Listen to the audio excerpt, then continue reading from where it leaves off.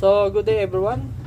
Ngayon, may na-repair si Tech Jonathan, ang aming tech, na Acer RX 5500 XT 8GB. So, ang problem po nito ay no power dahil dito sa piece na to. Etong piece na to ay MOSFET, shorted po siya. So, pinultan lang at nagkaroon na siya ng power. So, via DisplayPort po tayo. So, ayan. Time check tayo. 50 minutes with average tayong 76 FPS via Firmark.